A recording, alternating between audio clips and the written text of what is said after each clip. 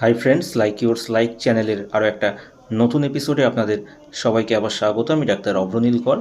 আজকের এই এপিসোডে আমি আপনাদের সঙ্গে আলোচনা করব আরও একটি সোরিয়াসিসের কেস নিয়ে। যেরকমটা আপনারা স্ক্রিনের ওপর দেখতে পাচ্ছেন, একজন 26 বছর বয়সী মেল পেশেন্ট আমার কাছে এসেছিলেন 20/11/2024 তারিখে। তার এই স্ক্যাল্প সোরিয়াসিসের সমস্যা নিয়ে এবং হাতেও তার এই সোরিয়াসিসের সমস্যা ছিল। তো তিনি আমাকে বলেন 3 বছরের বেশি সময় ধরে তার এই সমস্যা চলছে।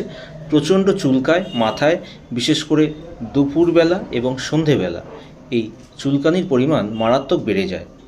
এরই সঙ্গে তিনি অনেক অ্যালোপ্যাথিক মেডিসিন খেয়েছেন, অয়েনমেন্ট ব্যবহার করেছেন, হোমিওপ্যাথিক মেডিসিনও খেয়েছেন তিনি, কিন্তু সমস্যার কোনো সমাধান হয়নি।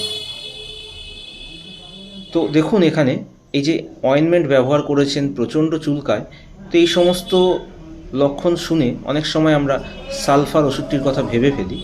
এক্ষেত্রে দেখুন, পেশেন্টের ক্ষেত্রে যেটা পাই যে ফ্যামিলিতেও কিন্তু এরকম সোরিয়াসিসের ইতিহাস রয়েছে। এছাড়াও সেইভাবে পেশেন্টের ক্ষেত্রে কিন্তু খুব বেশি লক্ষণ পাওয়া যায়নি। পেশেন্ট হট পেশেন্ট, মিষ্টি খাবার পছন্দ করেন, এর বেশি আর কোনো লক্ষণ পেশেন্টের ক্ষেত্রে পাইনি। আর যেটা তিনি আমাকে বলেন যে জল পিপাসা তার প্রচুর।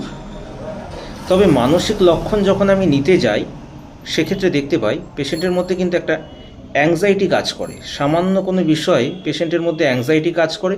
এবং আরও একটি বিষয়, জিনিসপত্র তিনি প্রচণ্ড গুছিয়ে রাখেন।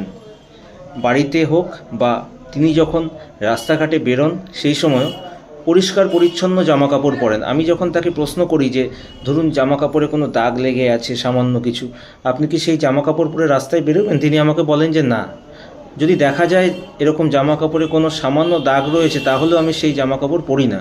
এবং বাড়িতে যদি দেখি যে কোনো বিছানার চাদর ঠিকমতো পাতা নেই বা জিনিসপত্রগুলো সঠিক জায়গায় রাখা নেই, আমার একদমই ভালো লাগে না সেটা দেখে। আমি তৎক্ষণাৎ চেষ্টা করি জিনিসগুলোকে একদম গুছিয়ে রাখার। তো এই লক্ষণ দেখার পর পেশেন্টকে আমি প্রেসক্রাইব করি আর্সেনিক অ্যালবাম 200 এবং পরবর্তী সময়ে আর্সেনিক অ্যালবাম 1M, কারণ পেশেন্ট প্রচণ্ড ফাস্টিরিয়াস। তবে আপনারা দেখুন, এক্ষেত্রে কিন্তু সালফার ওষুধটি আমি প্রেসক্রাইব করিনি এবং উনি এর আগে কি হোমিওপ্যাথিক ওষুধ খেয়েছিলেন সেই বিষয়ে উনি আমাকে কিছু বলতে পারেননি। তবে আজকে দেখুন, তিনি আমার কাছে যখন এসেছেন 28/2/2025 তারিখে, এখন কিন্তু তার এই সমস্যা আর নেই। এই মুহূর্তে তার স্ক্যাল্পের ছবি আপনারা দেখতে পাচ্ছেন এবং হাতের ছবিটি এই মুহূর্তে আমি এখানে দিইনি, কিন্তু হাতেও কিন্তু আর তার এই সমস্যা নেই।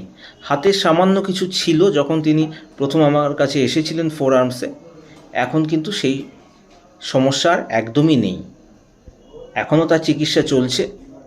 তো আজকে আমি আপনাদের সঙ্গে আলোচনা করলাম একটি সোরিয়াসিসের কেস নিয়ে। এর আগেও বিভিন্ন সোরিয়াসিসের কেস নিয়ে আমি আপনাদের সঙ্গে আলোচনা করেছি এবং বিভিন্ন সময় আপনাদেরকে এটা বলার চেষ্টা করেছি যে স্কিন ডিজিজ সাপ্রেসড হলেই যে আমি সালফার মেডিসিনটির কথা চিন্তাভাবনা করব এরকম নয়। এক্ষেত্রেও কিন্তু পেশেন্ট হট মিষ্টি পছন্দ করেন পেশেন্ট, কিন্তু আমি কিন্তু তাকে সালফার ওষুধটি প্রেসক্রাইব করিনি। প্রেসক্রাইব করেছিলাম আর্সেনিক অ্যালবাম 200 এবং পরবর্তী সময় 1M। আপনারা দেখতে পাচ্ছেন স্ক্রিনের ওপর রেজাল্ট। তো আজকে কেমন লাগলো এই এপিসোডটি আমাকে অবশ্যই কমেন্ট করে জানাবেন। এই সোরিয়াসিস নিয়ে যদি আপনাদের মনে কোনো প্রশ্ন থেকে থাকে তাহলে আপনারা অবশ্যই আমাকে হোয়াটসঅ্যাপে মেসেজ করতে পারেন। আর আজকের এপিসোডটি যদি আপনাদের ভালো লেগে থাকে তাহলে অবশ্যই বলবো ভিডিওটিকে লাইক করুন, শেয়ার করুন, আমার চ্যানেলটিকে অবশ্যই সাবস্ক্রাইব করুন এবং নোটিফিকেশান আইকনটিকে প্রেস করুন। আপনারা সবাই সুস্থ থাকুন, ভালো থাকুন।